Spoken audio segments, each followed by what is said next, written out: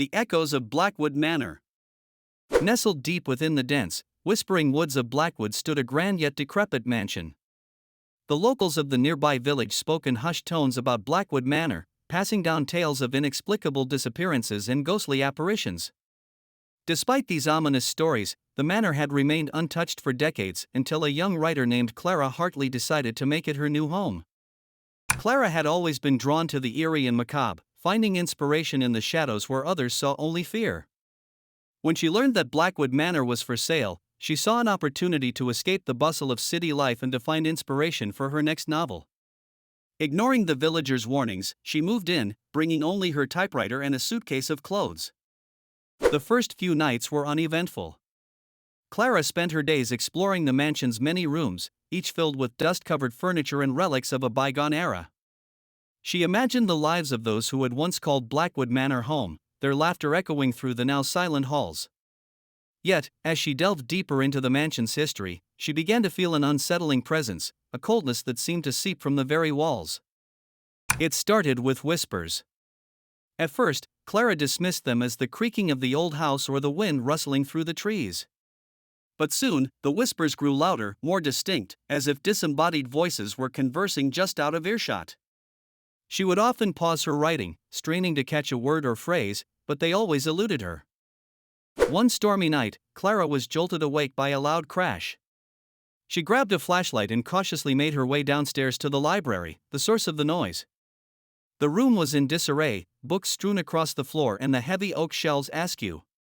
As she bent to pick up a fallen book, she noticed something odd. One of the floorboards was slightly raised.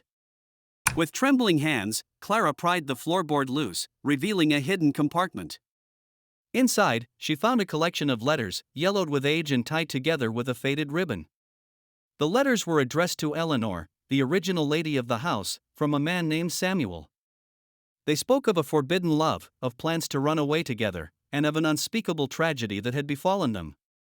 Intrigued, Clara spent the following days piecing together the tragic love story. Eleanor and Samuel had been secretly engaged, planning to elope and leave behind the oppressive confines of Blackwood Manor.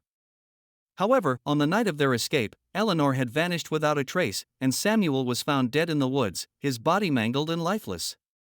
The villagers whispered that the manor itself had claimed them, that it was cursed by their unfulfilled love.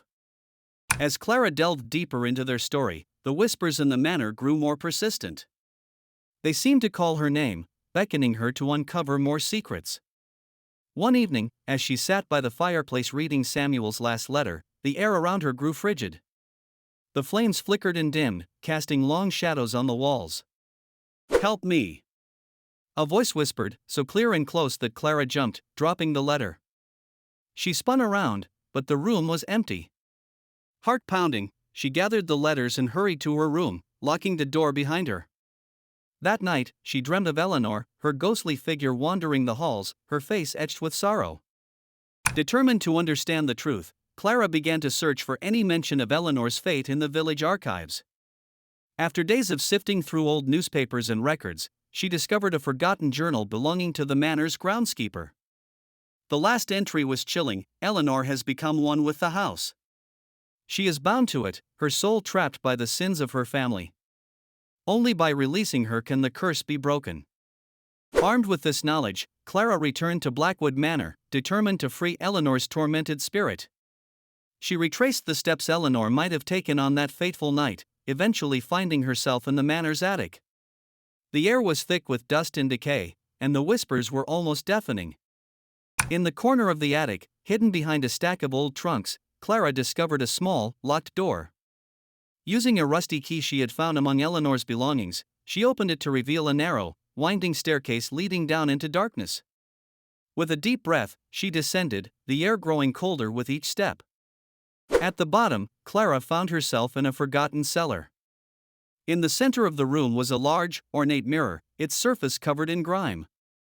As she approached, the whispers crescendoed into a cacophony of voices, and she saw Eleanor's reflection staring back at her, eyes pleading.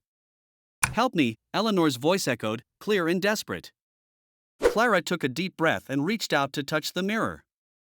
As her fingers brushed the surface, a blinding light enveloped her, and she felt a rush of cold air.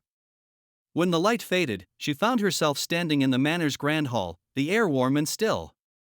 The whispers had ceased. The oppressive atmosphere that had pervaded the manor was gone, replaced by an almost serene silence.